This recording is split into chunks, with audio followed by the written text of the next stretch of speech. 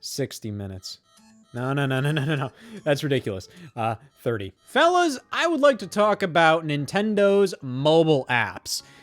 Which is a little weird for me to say because, you know, like, I remember back in the day when Nintendo thought that was like the most Satanist-ass thing they could possibly do. You were not meant to experience Nintendo on anything other than a Nintendo device. And now that they're damn near completely reliant on it. I mean, not only do you have Nintendo mobile games, but then you also have Nintendo mobile apps that function with the Nintendo Switch family of systems, or just mobile apps that are just, they're just Nintendo apps. Like this, for example, right here, we have Nintendo Music, released in October of 2014. This just shows how far Nintendo is up their own ass sometimes. I do kinda like this app, but I am overly critical of it. And we're going to talk about this right alongside the app Nintendo Today. I kind of want to just get these out of the way right now because oh boy, I'm all fired up. And then after that, we'll go through a general history of Nintendo mobile apps and whatnot. But yeah, Nintendo Music and Nintendo Today are two Nintendo apps that released fairly close to each other. And in my opinion, that just kind of shows where Nintendo wants to head as a company. To me, Nintendo really desperately wants to become like a Disney sort of thing. They want to be a part of your every waking day. And you can just see how much they're expanding into that territory with movies like the Super Mario Brothers movie, the Legend of Zelda movie. You have theme parks with all the Universal Studios locations. Hell, even crap like Nintendo's Sound Clock Alarmo. Now, I don't necessarily think that is a part of Nintendo's big scheme to get as big as possible. I genuinely think that was kind of just like a project that their designers were just toying around with. You know, that definitely makes sense considering that back during the days when Satoru Iwata was still president of Nintendo, there was a lot of talk about this quality of life product they were working on. And I believe there was a lot of talk about that being a sleep device, something to help you sleep. And you look at what Alarmo is, and it does kind of fit that bill for like what that quality of life thing could have been. But that's just what it is. Like, I feel like Alarmo is kind of just like, hey, you know, we have all this research done. We might as well make just a silly, goofy little product out of it. So I don't really think that counts. But Nintendo Music does kind of feel like it's a part of that general thing of like, hey, we have this huge catalog of music that everybody loves. Like, I've seen so many YouTube videos by creators that I don't even think they know what Nintendo is. Yet they still use Animal Crossing music, Wii Sports music, Mario music, like Breath of the Wild music, you know, like they use Nintendo music everywhere. YouTube videos are full of Nintendo music as background noise. Hell, all of my videos are filled with Nintendo music as background noise. Now, obviously the natural idea is, well, why doesn't Nintendo just put all of their music on streaming services like Spotify and Apple Music?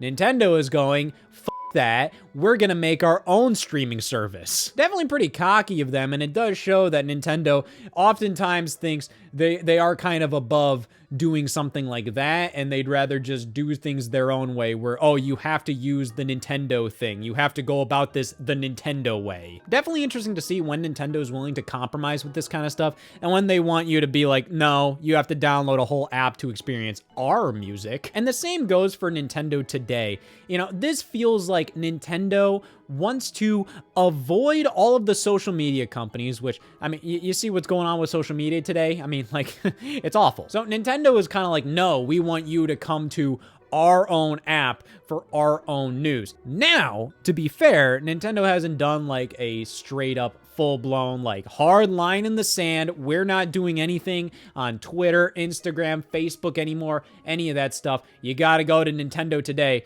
Now, Nintendo Today feels like it's a lot more focused on like the Nintendo superfan. I mean, look at the news they're putting on here. Oh, a rotating view of Donkey Kong? Thank you, Nintendo! They definitely turned a lot of heads with the day following the launch of this app. They revealed on Nintendo Today the release date of the Legend of Zelda movie. So, I mean, like, they obviously planned that. They were like, hey, boom, there you go. There's a reason to look at Nintendo Today. And then proceed to barely have anything of note on Nintendo Today. Here's the Nintendo Switch 2 camera. I mean, this kind of stuff is kind of fun because you know, it does bring back vibes of like, let's say like the Smash Brothers dojo for Super Smash Brothers Brawl. How every day there would be a new piece of information talked about. And some days it would be complete garbage. It would be like, here's the options menu. But then on other days, they would reveal like a flat out brand new character. So I do see a lot of potential with Nintendo today. And I do think it makes a lot of sense considering the tumultuous state of a lot of these social media platforms. I mean, like, social media is just a cesspool. Every platform is filled with a bunch of jerks. Everybody is miserable on them, and you never know what's gonna just blow up the next day. I don't know if any of these social media apps are gonna be available for like another year or two, so hey, I think Nintendo is big enough where I can see where they're coming from with this. We as fans are absolutely obsessed with this kind of crap. Like, yeah, I know I just made fun of this stuff, but oh, Mario Kart World P-Switch mission? Ooh, don't mind if I do. But these two apps do showcase Nintendo's intention to be far more than just a video game company. I mean, we're already seeing that with how much Nintendo has expanded past video games, and they're more about movies, theme parks, merchandise. Even just how much more Nintendo is doing stuff with Lego. There's so many Lego Nintendo sets recently. Remember when there weren't any Nintendo Lego sets? They had a deal with like this company called Connects, and like that's how you got your Nintendo Lego figures, was like off-brand crap like that. And then you also had like, I think Pokemon had a partnership with fucking Mega Bloks. Like, you know for a fact Lego would have loved to work with Nintendo prior to that, but like, I feel like Nintendo was just being stubborn. But over the past couple of years, as Nintendo's opened themselves up to be like, you know what? Sure, we will do movies again. Hey, let's partner with Universal. Let's do theme parks. Hey, let's do a lot more merchandising opportunities. As much as they've opened up a lot more, they've also gone 10 times more stubborn with this stuff. Like what I was saying, making their own music app full of a bunch of fucking tracks from Kid Icarus NES. All right, like I was saying, Nintendo Music, I do kind of like this app, especially browsing through a lot of this stuff. There are a lot of very cute, cool, curated playlists. I love the fact that you can browse games by system, and especially in the coming years, I'm really excited to just see this be like fully fleshed out. Even if I'm not really gonna use this app to listen to Nintendo Music, because honestly, I'm probably just gonna look up tracks I want to listen to on YouTube. Just seeing the collection grow like this and seeing like all of Nintendo's systems represented and seeing just how many games they have available here, it's really neat. I do like this. Hell, I think it's really cool the fact that it's linked to your Nintendo account. The fact that it shows like these are the games that I've played, so I can listen to music based on this little playlist right here.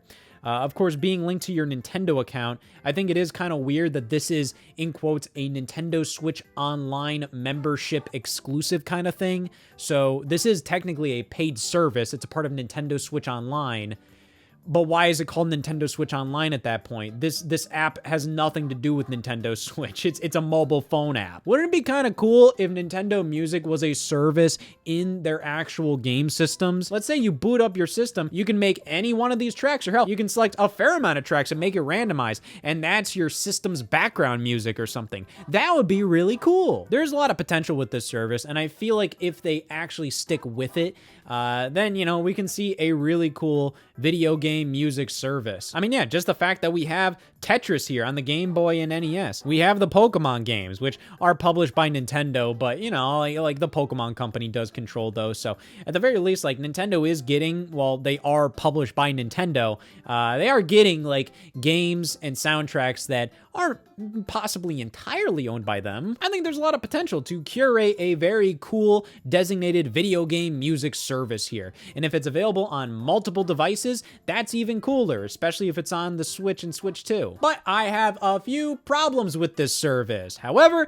before we get into that, boom, we were paid by these people. Hey man, I just stole all your private information and you're in a pickle. There's nothing you can do about it. You connected to public Wi-Fi, you didn't protect yourself, and now I know everything about you. Sorry, you should have done something about it. Like sign up for Surfshark VPN? It's too late now. Surfshark VPN paid me to say this, but it's true. They're a VPN, and a good one at that. The internet can be a scary place where your data is vulnerable if you do something as simple and innocent as connect to public Wi-Fi. And Surfshark VPN can help protect your identity and data from being harvested for things you never signed up for. You can use it to simply and safely encrypt your information from unwanted trackers and no good folks peeping on your personal garbage. But you can also use Surfshark VPN for fun stuff, like accessing another country's library of content on your favorite streaming services. And with the Surfshark One package, you can get a full suite of top-of-the-line online security functionality. And if you want to give Surfshark a try, they offer a 30-day money-back guarantee. So, who cares, man? Just give it a try. It ain't gonna hurt you. Unlike how you got hurt when I stole your private information. Man, I am so sorry. Wow, that must sting. And you even got paid by Surfshark VPN, so that's kind of like ironic. You really should have used them sooner. Go to surfshark.com/stash or use code STASH at checkout for 4 extra months of Surfshark VPN. All right, you still with us? Cool. Okay, here's one of my problems with Nintendo Music. I kind of just piss around on this app whenever I come in here. I never really come in here to actually, like, put on music in the background or anything. It's more so cool as a fan to have this curated collection of Nintendo music. Do I actually use this to listen to Nintendo music? No. Here's one thing that's annoying. Look at this, Kirby and the Forgotten Land. 23 of the game's tracks are here today, and the rest are coming later this year. Why? Why do they do this? This is just kind of stupid. I don't understand why. Why are only 20 tracks available? And on top of that, there have been a couple of games where their soundtracks sound weird on Nintendo Music. I remember hearing some tracks that were kind of pitched weirdly. I remember potentially being like Luigi's Mansion on Nintendo Music. For some reason, like some tracks, like I swear Professor Egad's lab track was pitched strangely. I think they fixed it, but there's consistently some like weird things with some of the tracks on here. And that's not even to mention all the missing tracks. Many of these albums are not 100% full collections of each game's music. You'll get the vast majority of songs available, but there's oftentimes a lot of stuff missing. I do think the ability to extend the music to 15, 30, or 60 minutes is really neat, especially considering, like, yeah, a lot of this is video game background music, and most of the YouTube uploads you're gonna see are extensions, like 30-minute long extensions of these songs. So yeah, I think that's pretty neat. There's a lot about Nintendo Music that I think is neat, but that's me being kind of like a weird little Nintendo gremlin about it. Like, am I actually actively using this app? No. The little Nintendo gremlin in me likes seeing like new things added and seeing all the art. And, you know, I do think it's cool that they show a screenshot of the area in the game that this song plays in. But of course I'd be lying if I said, oh wow, this is so much better than if Nintendo just put all their music on Spotify or Apple Music. Nintendo today, I honestly think has a bit more functionality. I think it's kind of cool. I mean, like, think about this as if it was almost like a Nintendo website, you know? I think functionally this makes a lot more sense. Now, of course, having a flat out app on your phone means like, holy shit, you mean business, don't you, bucko? I think this is fine. I mean, like, what? Would you really love if Nintendo made a fucking tweet about the Nintendo Switch 2 camera? Nah, this is for people like me. But again, I would be lying if I said I actively used this app. It's kind of something where whatever happens on this app, I'm gonna see it if it's something big because somebody will make a YouTube video talking about the news from this app, or somebody will make a tweet about the news in this app. Shockingly, Nintendo isn't an important enough part of my life where I'm going to open up a dedicated Nintendo news app every morning, especially when a video showcasing a single amiibo is what I'm getting. Well, those are those two apps. As much as I can clown on both of them, I do think Nintendo Today it is fine. I think they're really gonna have to do a lot more with that app, and they're really gonna have to put some actual hard-hitting news on there and a lot more of it to warrant anybody opening it up every morning. And same goes for Nintendo Music. Like, they really gotta keep pumping stuff into that thing. They maybe have to pull from third-party developers, maybe get some things that are like really aligned with Nintendo. Like, imagine if, like, let's say, like, you know, the Shovel Knight soundtrack is on Nintendo Music. Some of the Sonic soundtracks are on Nintendo Music. Kind of think about it like how Netflix has their original programming, their Netflix productions, and then they have like stuff that they acquire and stuff to stream on that app. You know, if they really want this to be an actual thing, I think they're gonna have to push a lot harder rather than give us like, what, like every week we might get a soundtrack. And I swear to God, like 2 weeks in a row, we got goddamn NES soundtracks. The only reason I know is that I do see like the news updates about what's added to Nintendo Music on like social media and stuff. And every single time I'm like, yep, that's not worth opening up the app. But as we can see looking through the App Store, there is a lot more Nintendo apps than there ever was before this. They've really definitely embraced mobile in a very unique way. I mean, firstly, I think this is interesting. I didn't know there were Yarn Yoshi and Poochie stickers available for iMessage. Did you know this? I didn't know this. The other 2 packs that they had were released in 2017. This one, strangely enough, released in 2019, which was 2 years after Poochie and Yoshi's Woolly World released. So this just kind of happened out of nowhere. But Nintendo has put out a fair amount of mobile games ever since they announced their intention to shift over to that initiative all the way back in like 2015. Nintendo initially saw mobile gaming as a strict competitor with their handheld business with the Nintendo 3DS. And it made total sense. A lot of the games we were seeing on mobile were getting pretty impressive. But I think around the 2015, 2016 era, mobile gaming was definitely shifting to be kind of a different beast from like traditional hardcore dedicated video game handhelds. Mobile gaming is built differently, man. Like you could in theory just put a shitty emulated version of like Super Mario World on an iPhone and you may think that would do super well. I think it would do fairly well, but like, you know, that success is gonna run dry soon. If you wanna make a splash, you need to design your game specifically around mobile devices. So Nintendo announced a partnership with the company DNA, and this is what came of it. Something that they don't give a shit about anymore. Most of what Nintendo's doing on mobile these days are these types of apps, Nintendo Today and Nintendo Music. They really haven't put out any games since like, what, like 2019? Mario Kart Tour was like one of their last major original games. So I kind of just want to talk about like what they did and, you know, how successful certain things are. Now keep in mind, I have no goddamn thing to say about Fire Emblem Heroes, but obviously this thing is still going strong and was a huge success, probably because it definitely did tap into that more traditional mobile game market. I mean, look at this shit. This is a goddamn mobile game right here. But no, this initiative started with 2 games in 2016. I have Super Mario Run here, which launched in December of 2016. This was almost kind of touted as Nintendo's like holiday release that year. Like it was an iPhone exclusive. There were commercials, trailers put out for it. They appeared at an Apple press conference. This was a big deal. But before this, in early 2016, we got Mitomo, which you can definitely consider that to be kind of like a spin-off, kind of weird side thing to what Tomodachi Life was. Yeah, I played Mitomo for a bit back in the day. The thing only lasted 2 years, which is really surprising. Now, Mitomo was barely much of a game. It was kind of like a weird social network kind of experience. Or imagine Tomodachi Life where like you have your Miis and they do this creepy text-to-speech thing. And what you do is you answer questions and then, you know, like it'll get shared with your friends, and that's kind of it. Like it was basically a game where you answer questions, and like you can like buy things and like customize things and all of that. But Mitomo was kind of like just like an interesting little experiment to just kind of connect friends more. You know, looking back on it, I think it was definitely a very interesting thing.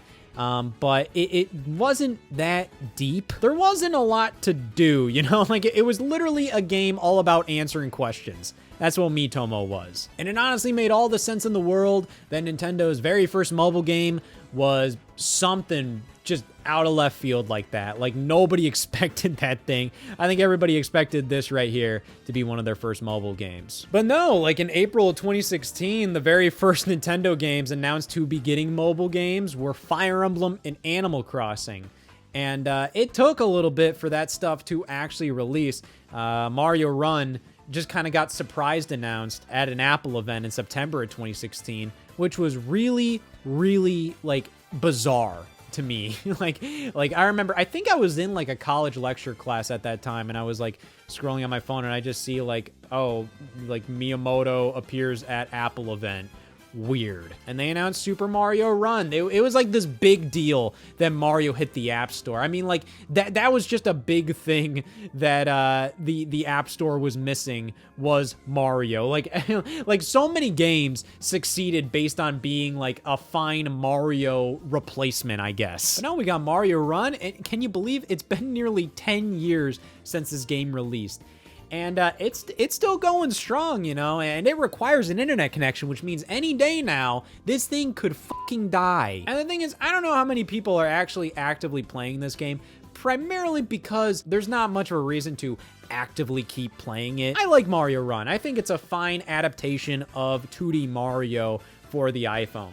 It really does feel like Nintendo's mobile game design ethos kind of has to do with like most of their games, they really want you holding with one hand and it to be in portrait mode. I think the only game that gives you the option to do landscape is Mario Kart Tour, and even then that came in like a later update. And you know what's strange about this? I'm pretty sure Nintendo considers Super Mario Run to be a mainline Mario game. Like, I've seen this giant image, all of the mainline Mario games Nintendo lined up, and one of them was a fucking phone. And I mean, yeah, there's enough here. I mean, you do have a full campaign, even if you probably could beat it all in like an hour or two. But you do have, you know, the Star World, and then you also do have the Remix 10 mode, and you know, you can build your little kingdom here, even though like I think I literally have everything filled out, even though I'm pretty sure in the store I could technically buy more stuff.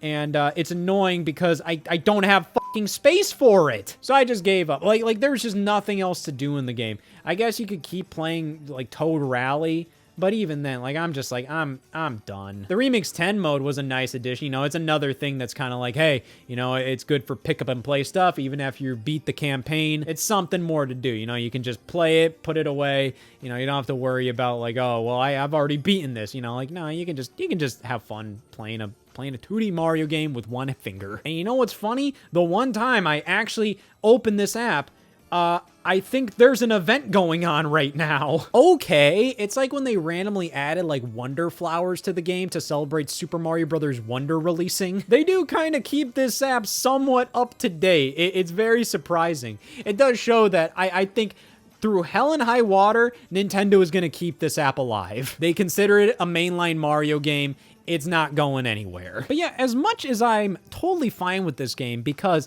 I think it is a solid, you know, adaptation of 2D Mario, that's an auto runner, you know, that works on mobile devices. I think it does a decent job of that. At the same time, you know, like I was saying, like they had to add a bunch of stuff to make it more suitable for mobile play, because while I do think it is really nice that this is a game with a full-blown campaign, even if it is really short and, you know, it's still a mobile game at the end of the day, you know, it definitely doesn't really have a lot of that mobile game stank that you see elsewhere, you know? Like, it does feel like a traditional Nintendo game in many ways, just with some flourishes that feel more in line with, you know, the device you're playing it on. But I almost feel like there should have been even more stuff to do other than the campaign. The campaign is great that it's here. However, I do think they should have gone even further with stuff like the Toad Rally mode or the Remix 10 mode. I think the Remix 10 mode should have been there at launch. And I think there should have been more of a hook to continue to consistently play Mario Run. It doesn't currently really have that at all. And I think Nintendo did the noble thing here by charging $10 for the game. You know, it's a free download and you can play the first couple of stages, but then after that it says like, hey, you need to buy the full game, which is like $10. And I remember when this game released, like it hit the top of the sales charts. Like everybody was downloading Mario Run. However, not a lot of people were buying it because mobile is a different beast. It just doesn't work like that. A lot of people played it and then they got up to the point where it said, give me money, and they said, F that, I'm not doing that. I remember seeing like a tweet that went viral and they're like, what are you talking about? I have to pay money. Mario Run, I think a lot of people consider to be a failure. I don't think it was a failure at all, but it wasn't this booming mobile success that, you know, I think Nintendo was almost expecting it to be. I think it did fine enough, and I think just the fact that a Mario game is on mobile did wonders for discoverability of the Nintendo brand. Like, everybody knows Nintendo, but I think this was kind of a shot in the arm that Nintendo needed, alongside stuff like, you know, they were doing like the NES Classic Edition in late 2016, Pokemon Go blew up in the summer of 2016, you know, a lot of these minor little things to just kind of like expand their reach right before the Nintendo Switch launched. And then boom, that console came out and Nintendo is kind of on a hot streak of just kind of rebuilding up their brand, kind of becoming like another company that's as recognizable as Disney. Like, Nintendo's always kind of been that, but, you know, during the Wii U era, you know, they were kind of like stumbling down, you know, people weren't as aware of like what Nintendo was doing. People didn't even know Nintendo was still making games and consoles at the time. Well, then the next thing up was Fire Emblem Heroes in early 2017, which, yeah, again, massive ass success here. I got jack shit to say about Fire Emblem Heroes, but this is definitely much more structured, like a more traditional microtransaction gacha mobile game, and because of that, this game made so much more money than Mario Run. And the same can be said about Animal Crossing Pocket Camp. That launched in late 2017. I just never got into it. I respected Pocket Camp, and it definitely had a ton of polish and it had a ton of content to it, but it just felt a little too like hand-holdy mobile game-esque. Like I just didn't really feel like I was doing anything in it. You know, it looked like an Animal Crossing game. It controlled like one. It sounded like one, all of that stuff. But when it came down to it, it just felt like it was a bunch of mobile game ass busy work. Hey, collect these materials, bring it to this character, just do that over and over again. You can kind of customize things, but like, I don't know, man. Like, it just wasn't really what I wanted out of Animal Crossing. I'm sure if I committed more time to it and I really gave it my all, and I was like, you know, no, this is going to be my mobile game that I'm just going to play now, I think there's a chance that I could get into it, but it just didn't really do anything for me. But you know what I think is really cool that Nintendo did here? Animal Crossing Pocket Camp Complete. I actually bought this because I once again tried to get into Animal Crossing Pocket Camp, and I did not play this one all too much. However, what they did here was that they ended the service for the original Animal Crossing Pocket Camp. However, afterwards, they launched a fully offline version of the game that did not require any internet connection. It was a paid game, no microtransactions. You just downloaded it. It's all right here. Why don't more companies do this? I am so happy they did this, and I think that does show Nintendo has a lot of respect for their mobile games, and they do kind of consider these to be main entries in their franchises.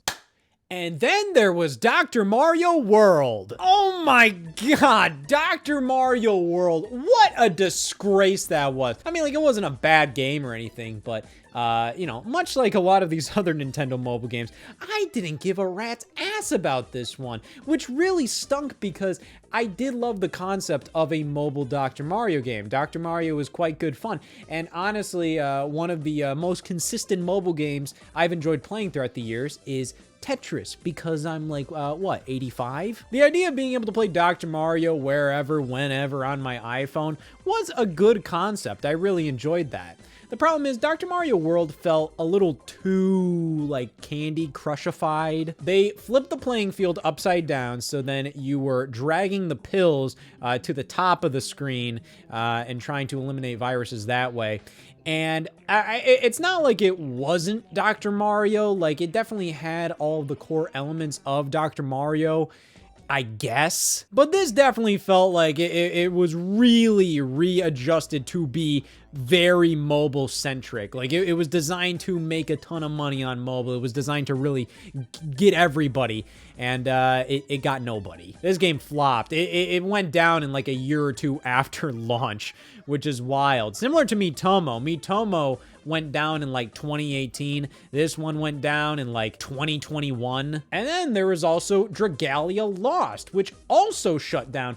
Now, this one was a bit of an interesting situation.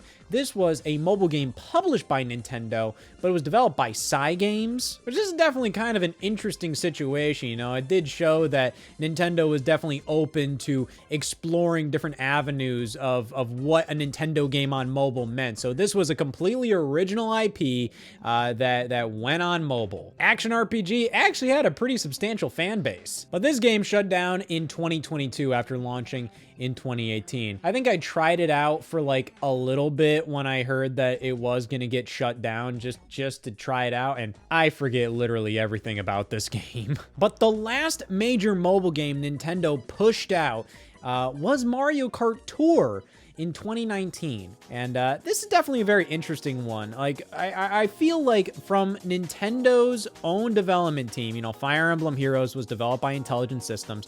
You know, like looking at this, I feel like Mario Kart Tour had a lot poured into it. Now, similar to Animal Crossing Pocket Camp, that also had a ton poured into it, but Mario Kart Tour had so many courses, characters, things going on with it. And once again, I think they were expecting this to be like a huge moment. So much so that they announced this like a very long time before it actually finally released. Like they fully announced like Mario Kart is coming to mobile with Mario Kart Tour. And it took like a year or so for anything to come of it. But it finally released and everybody hated it. I think my biggest problem with Mario Kart Tour is the fact that everything felt so just automated. And this is still the case, you know, like it doesn't feel as strategic as most other Mario Kart games. You know, like you're automatically moving. You know, it's kind of like in Mario Kart 8 Deluxe when you have smart steering turned on and like the auto accelerate.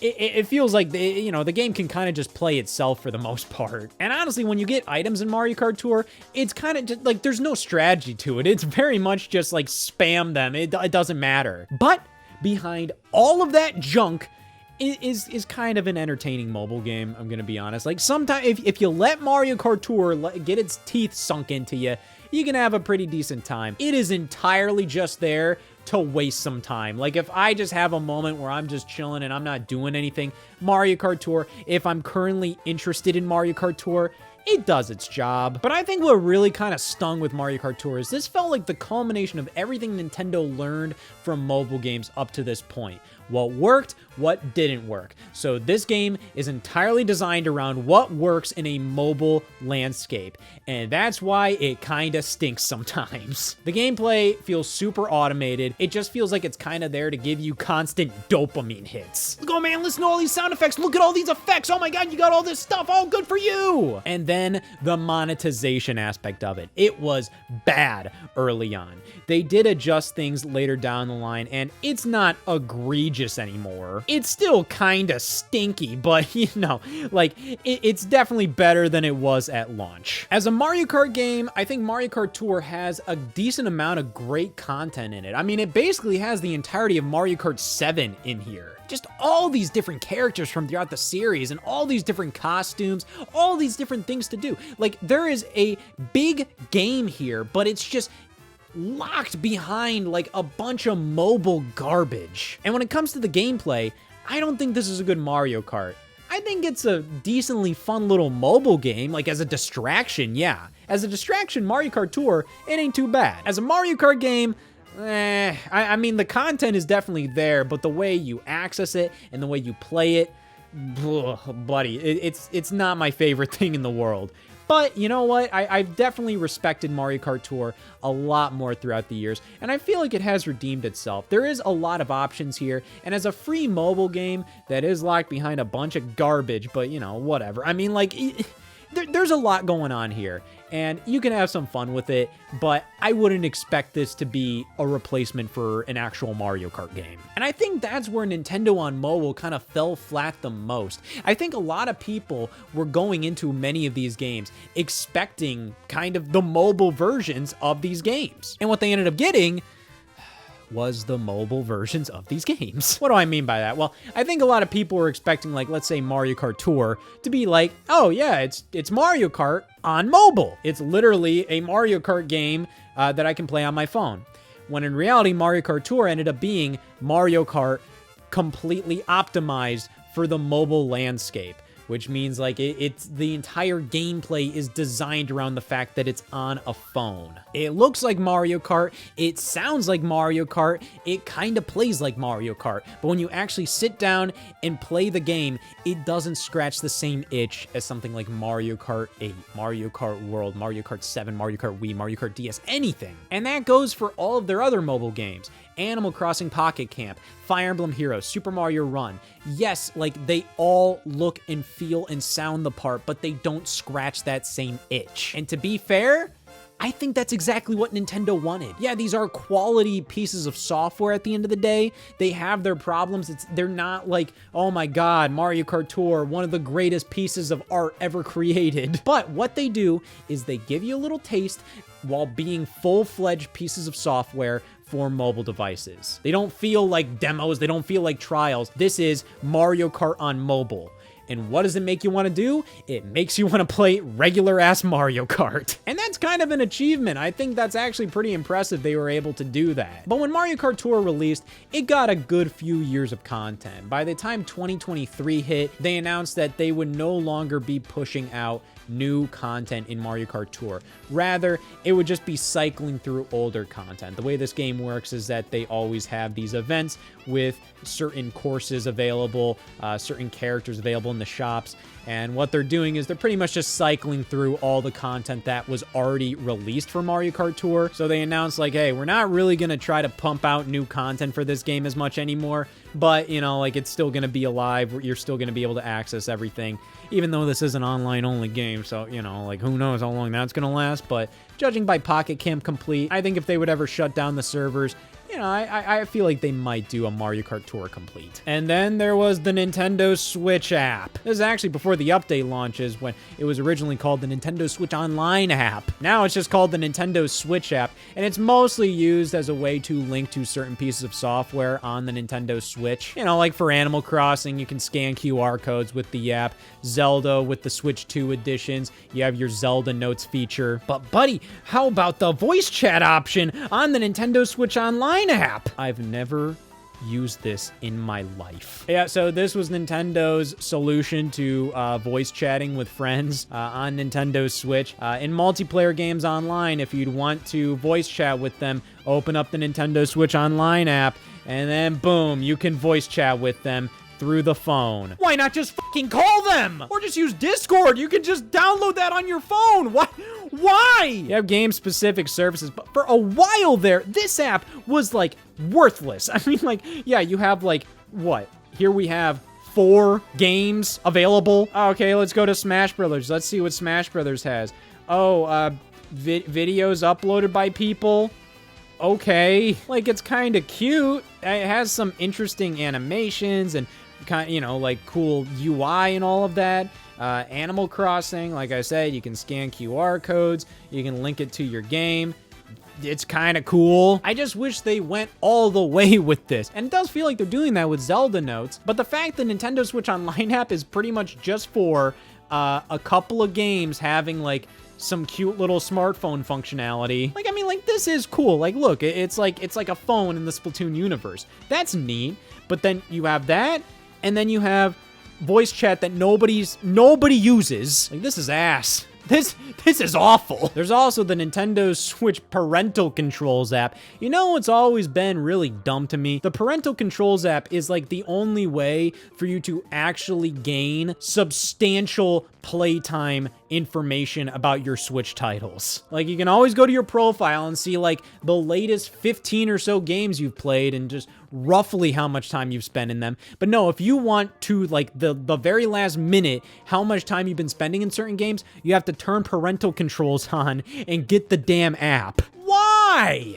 What else is there? Well, there's Pikmin Bloom, which technically wasn't published by Nintendo. It was actually published by Niantic, which Niantic then sold off their game division to Scopely, so whatever. Either way, Nintendo didn't publish Pikmin Bloom, but Pikmin Bloom is kind of like a Pokemon Go-esque experience in the Pikmin universe, which, again, I haven't really experienced it much, but I do feel like it would be pretty cool. It doesn't feel like it would be as engaging as Pokemon Go, but at the very least, I feel like it would be a little more calming, kind of just like a nice incentive to walk rather than walking and explicitly being glued to your phone. Honestly, most of the people that I see play Pokemon Go aren't even doing it while they're walking. They're kind of just like, they're in a new location, they check Pokemon Go. Pikmin Bloom seems a little more focused on just like exploring your environment, I guess, even though that is the case with Pokemon Go. But I think the fact that, you know, there's always so many Pokemon popping up in your area and stuff,